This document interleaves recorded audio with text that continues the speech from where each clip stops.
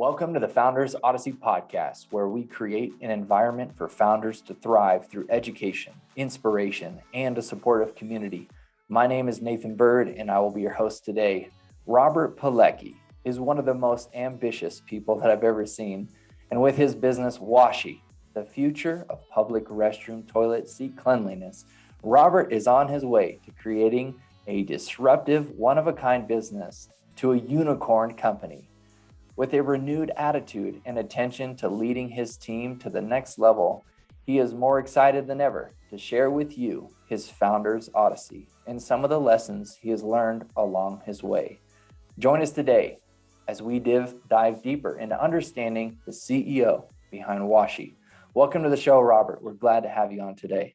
Nathan, thanks for having me. I'm excited to be here.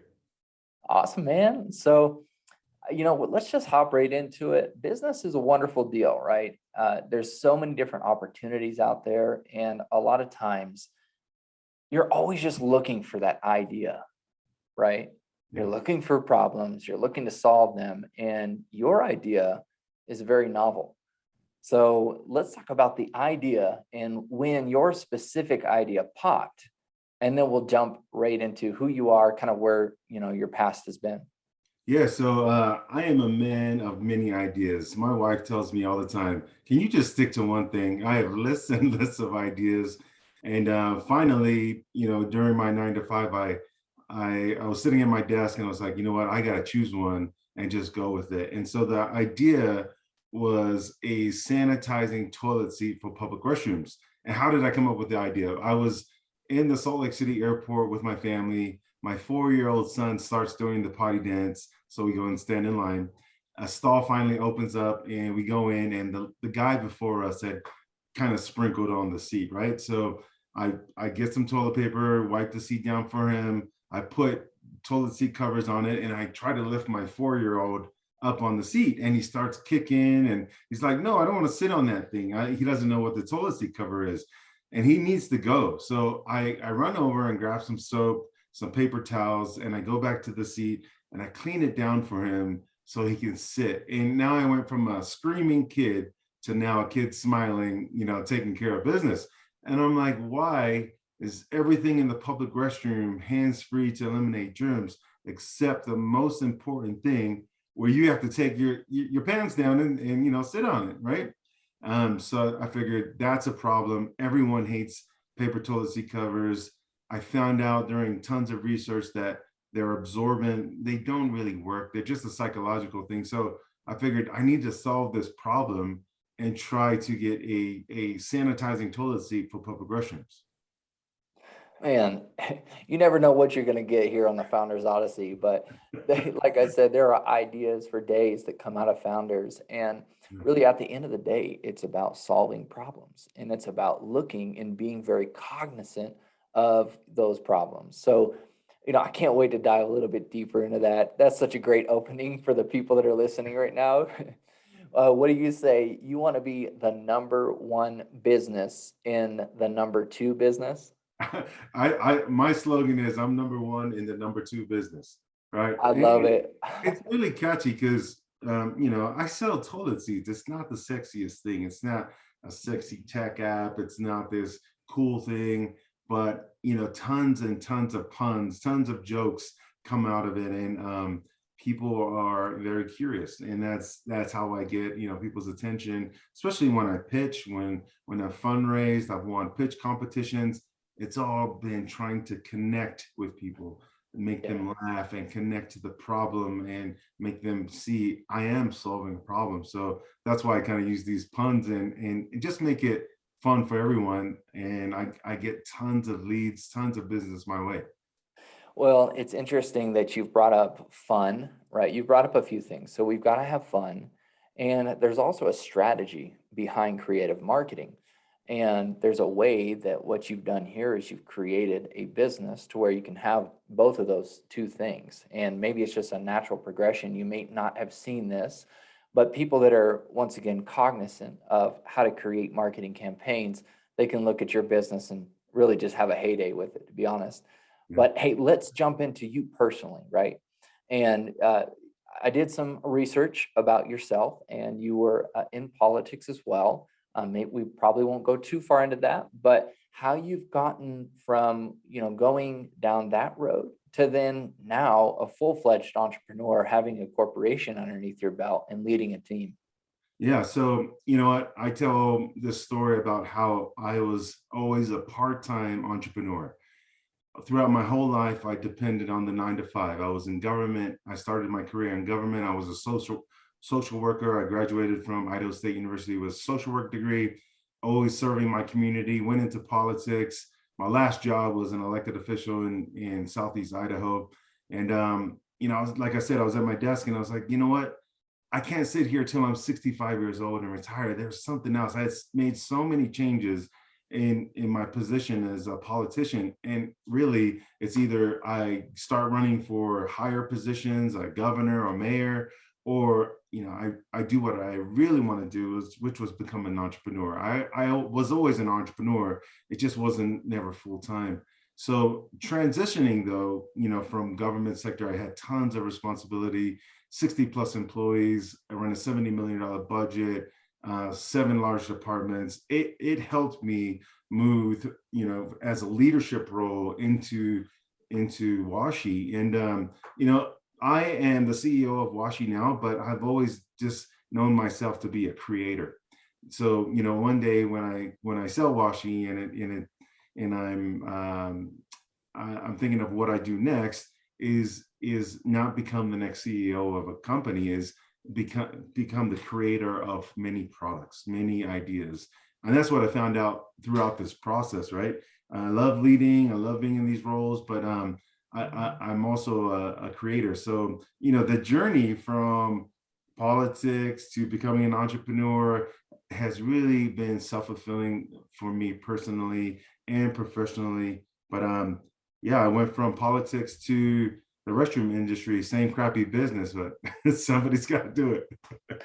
Let's talk about the people out there that are listening to this that may be actually in a 9 to 5. Okay. They're working for that paycheck. They have an idea and they're just on the fence, because there are quite a few people on the fence right now that haven't taken really the plunge. There's always going to be that leap of faith, right? It's not always going to be calculated. So speak to that time where you jumped, and you jumped 2 feet in, and you went all in. Yeah, I think you really got to ask yourself, do you want to be an entrepreneur? Really, is it that you don't like your 9 to 5 and you just want to switch jobs? Are you tired of your 9 to 5 and you're looking for something new? If it's that, then fine, go find a job that's fulfilling to you. But if you really want to become an entrepreneur, what I ask myself is, do I want to make other people money, or do I want to live, my own life, be free? It's not, as an entrepreneur, you gotta know what you're asking for, because really you're free, but you're not free.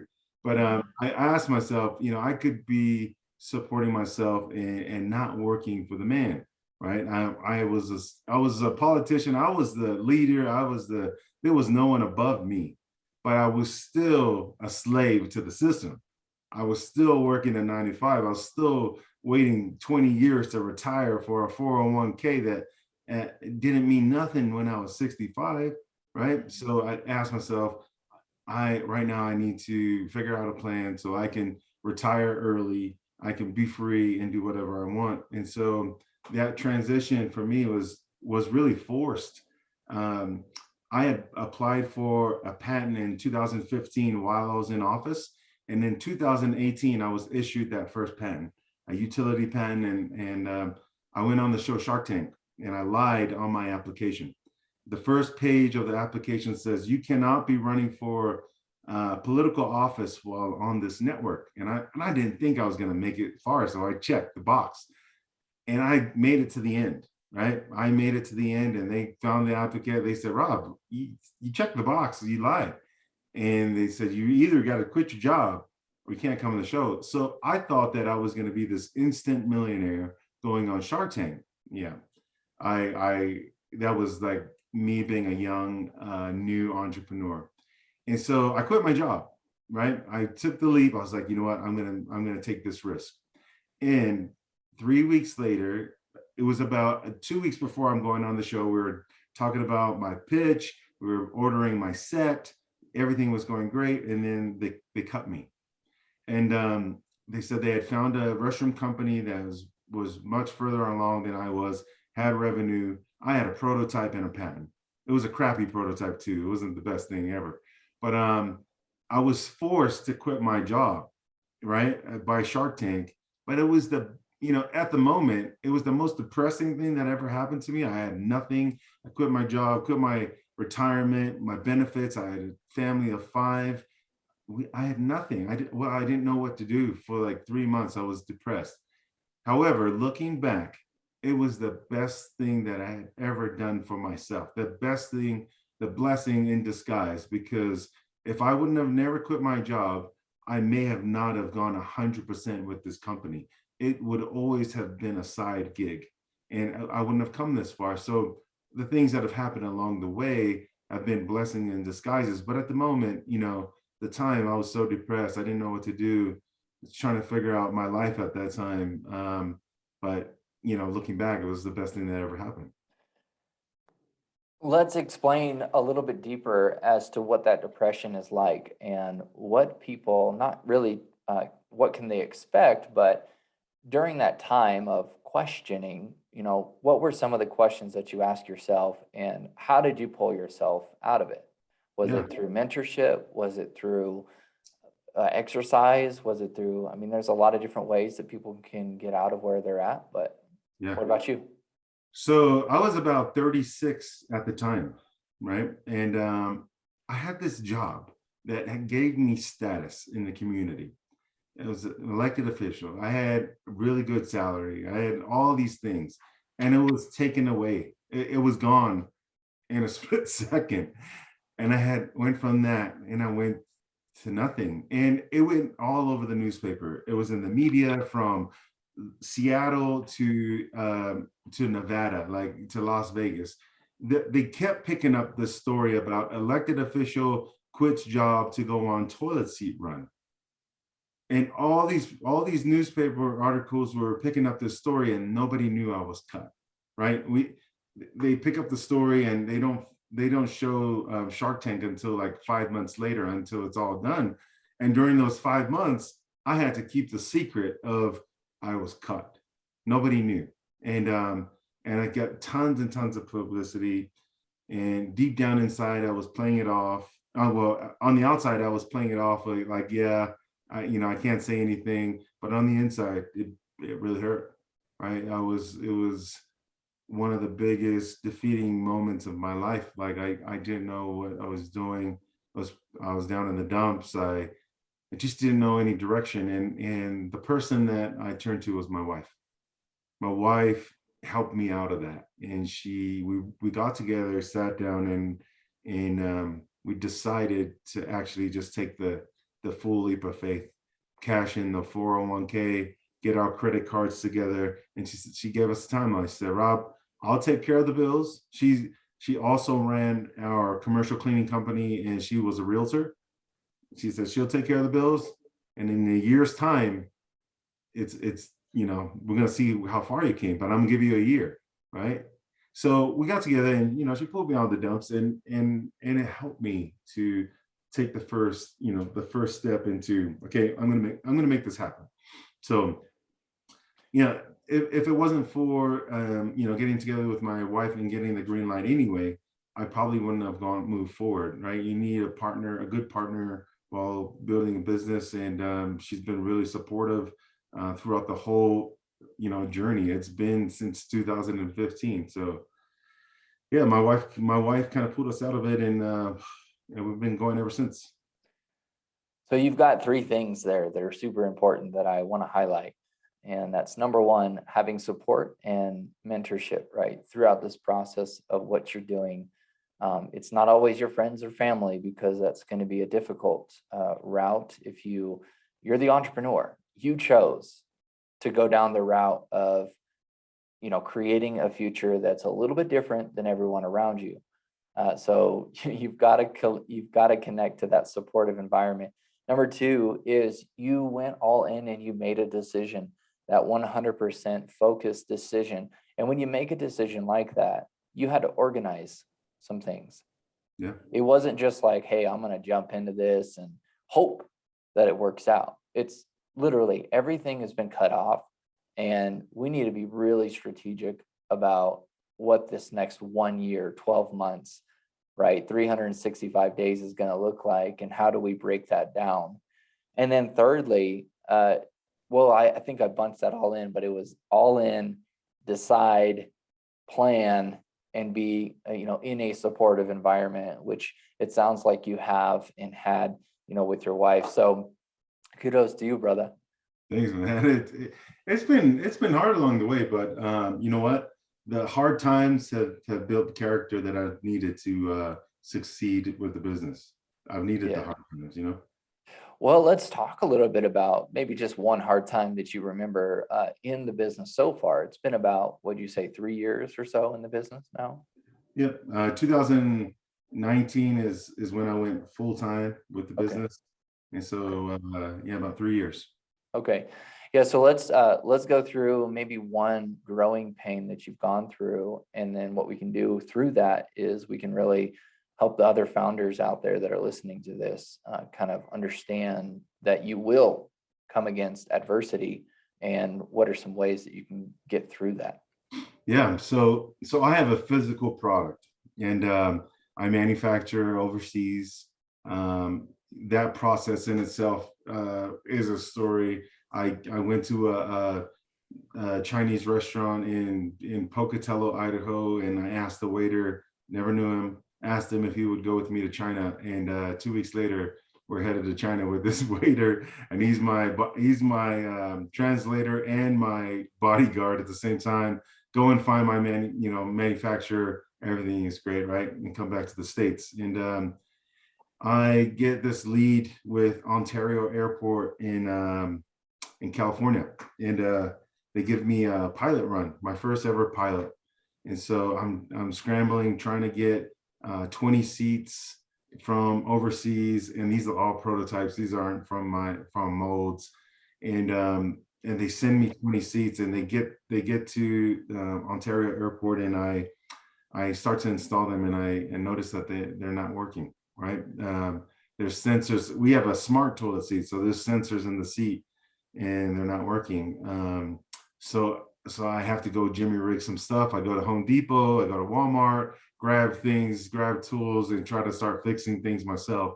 And then at 4 o'clock in the morning, I am in the airport by myself installing seats, right? And I'm done. I go home, I go to the hotel, and I've got 20 seats installed in the airport.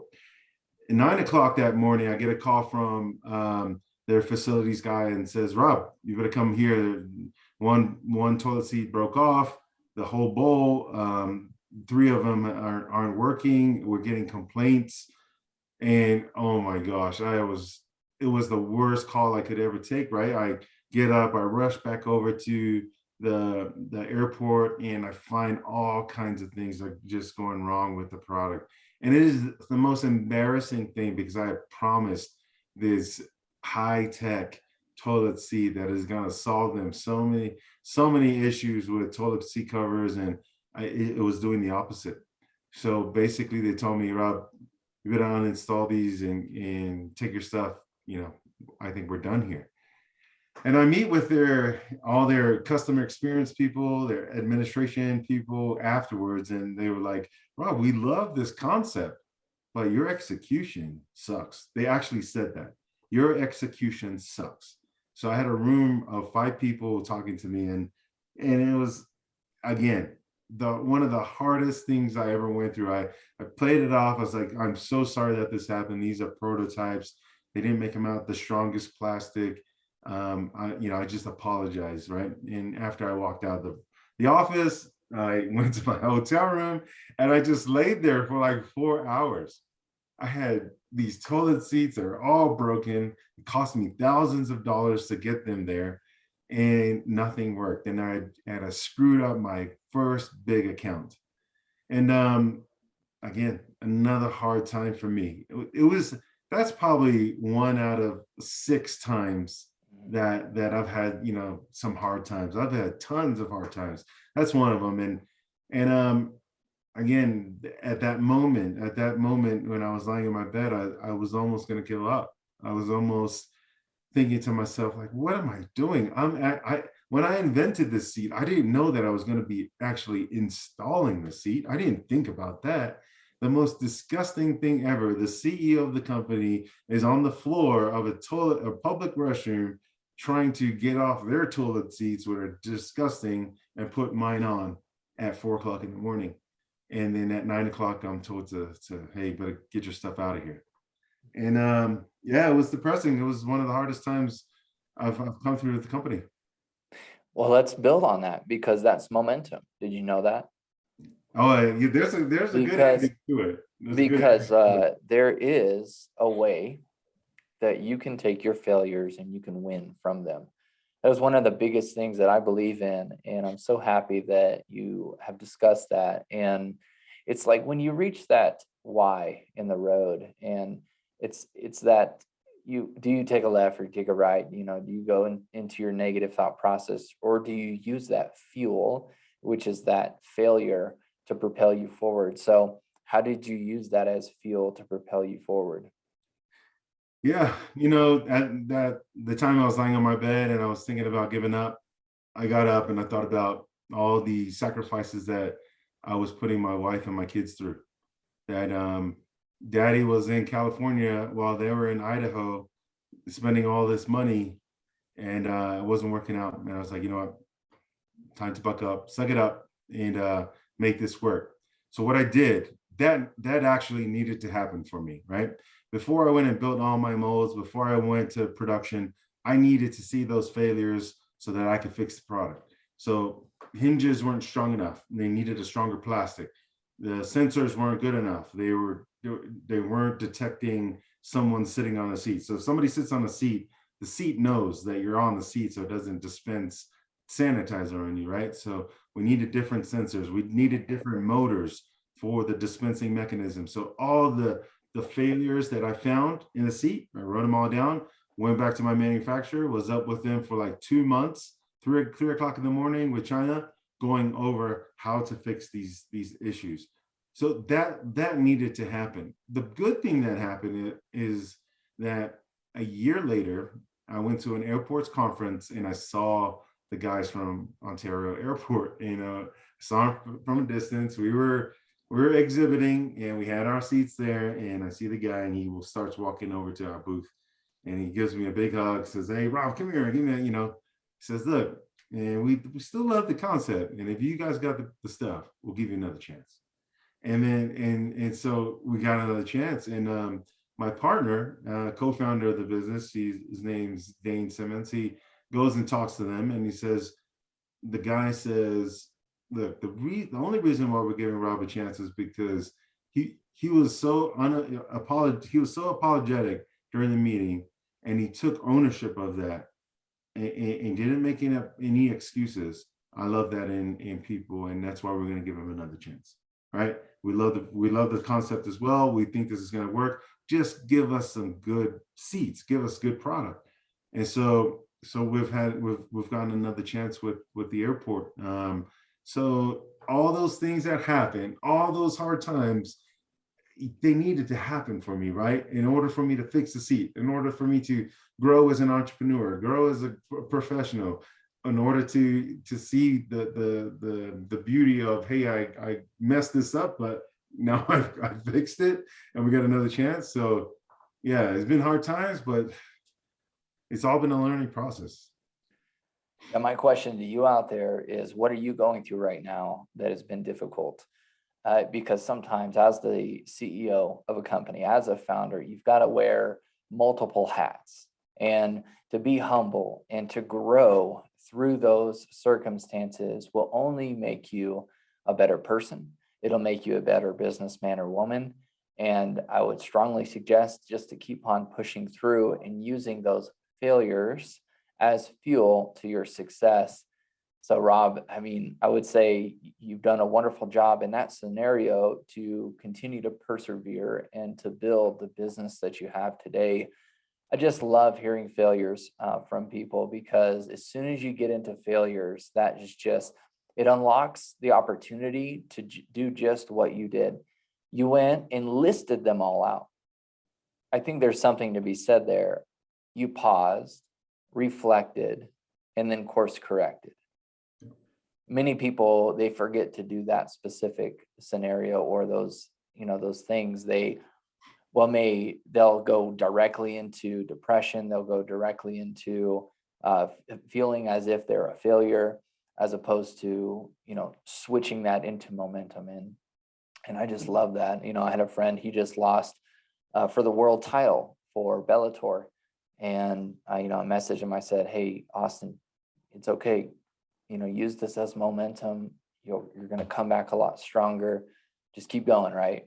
Yeah. And that's what I love about fighting, because it's like, it's like an actual representation of what we do every day, whether we fight on the business field, whether we fight in sports, we're fighting a battle. And it's really good. So let's talk a little bit about, what you're currently going through as a company. I know I feel like we could talk all day, but the current company that you have, and let's go through some of the journeys that you've had in looking for new hires and going through that process, and then also organizational inefficiencies as well as efficiencies within your company that you're noticing that you've been able to really make better throughout the process in the last year. Yeah, so I think this is a good segment for a lot of entrepreneurs who think that they need everything right now. Like they need $5 million to launch the company. They need all this equipment. They need tons of things to start. Right? We're, with Washie, for the first 2 years, it was myself and my co-founder, and we did everything. We were a two-man show. We have bootstrapped this company and spent our own money and just not. We haven't needed much, right? We've done it on our own sweat. Everything you see, if you follow me on LinkedIn, all the leads come from LinkedIn. All the leads come from us networking. We have done a lot on our own, and we're at a stage. We did hire. She was our office manager at first, and now she's led into the VP of operations. Right. And she's come with the company. So it's only 3 of us, right? Everything else that we've hired out engineers, we've hired out quality control people, but as a company, there's only 3 of us and we do everything. I'm the CEO, but I also go and install toilet seats, right? My partner is the VP of sales, but he does marketing, he does everything, right? And then as well as our VP of operations. She's the secretary. She answers his phone. She does everything, right? So us 3 have taken the company, and so we're at a step where it's time for us to scale, time for us to grow. We have product that is come 100% complete from our manufacturer to us, and now it's ready to go to distribution. So we're getting distribution deals with a lot of janitorial companies that service huge facilities. And so we haven't needed much as a company, and I haven't, we've on the last 3 years, we've put in about $650,000, but that has gone to like tooling, to marketing, to production, to all of these things, that we've done. And now we're going into either distribution deal that we have a big fish on the hook right now, or we're going to go for our Series A and raise some money and take off. So we're kind of at that pivoting point for us, where we need to make some decisions. But prior to this, it's just been my partner and I doing everything, and then we finally got one hire on. So it's been lonely. It's been lonely, but you don't need millions and millions of dollars to start, right? True. We started from nothing. Well, let's talk about the mission and the vision of a company culture, because despite whatever size you are as a company, you can have a mission, you can have a vision for the company, and that's very important. It's the DNA that creates the company. I'd like to ask you right now, what is the mission and vision of your company? Yeah. So really our mission and our goal is to eliminate paper toilet seat covers for forever, right? That is our goal. The strategy for our company to launch nationwide, we focused the first 2 years on Idaho and Utah. And we went and installed our seats in hospitals, airports, event centers, arenas, office spaces, made sure that the product worked. I learned from that mistake in Ontario Airport that I need to know that my product works for 9 months, right? And everything has been great. So we decided this year it's time to launch nationwide, and that's through distribution, right? Tons and tons of janitorial distribution in the United States, and there's some big players that we've already connected with. So once we hit the distribution, we really become, I mean, there's not too many more hires that we need as a company, because we're a product, delivering to distribution companies who have their own sales teams, who have their own marketing teams, and they have the relationships with these facilities already. So SoFi Stadium, the Clippers Stadium, those are already in talks to now, and we have some big facilities in Utah as well. So Good, and I've got some connections for you as well after we okay, get off great. this podcast. So, Okay, great. but hey, yeah, man, I'm just excited for you. I love being able to really just to get to know different entrepreneurs, different ideas, and we're all creators, right? Yeah. And it's exciting to where when you get to that point where you can sell your company to then start looking into, other avenues of creativity. But Washie, man, I'm telling you, that name, there's a lot you could do with that name. You could go anything in the cleanliness industry, right? Yeah. You just keep on building, and there's a lot of different ideas that are already percolating in my brain right now. So let's talk about future. Let's talk about what you're excited about there. I know we briefly just touched on a little bit of the future, but let's project. Let's do some future cast right now for the audience out there. Okay. Let me tell you about the name though. The name, it was not called Washie at first. It was called Fufulu. Fufulu in the Samoan language means to wash. So Fufulu, I put the lu, like Loo, as the lu, right? Fufulu. But no one could pronounce it. Every time I stuck it out there, no one could pronounce it. And so I was on the phone with my brother, and I was like, man, I got to change the name. I'm just being so wishy-washy about it. And I was like, oh, Washie, that's it. Okay, so that's how the name came out. But projecting for the future. So the future for me is, and for this company, has always been to grow the company, ramp, and sell. Right, sell to a large a global restroom company that can take over and do what they do. Right, we again, I'm a man of ideas, and I have 5 more ideas that I need to launch now before someone else does them. But yeah, as for the company, our first goal was to sell 5,000 seats in the first year, which would bring us to a $5 million valuation. And that's already halfway there, right? And so going the distribution route is going to become much quicker for us. But our goal, if we sell 100,000 seats in the market, we're a $100 million company. And I think that would be enough money for us to just, hey, it's time to sell and move on to the next idea. So the goal is to sell 100,000 seats in the market. Awesome. You guys hear that? 100,000 seats in the market. So it's all hands on deck for Mr. Robert here and Washie, the company. So for all of you out there with the Founders Odyssey podcast, if you have enjoyed this podcast, feel free to subscribe and also listen to some of the awesome guests that we've had on the show. So once again, thank you, Robert, for being a part today. Hey, Nathan, thanks for having me.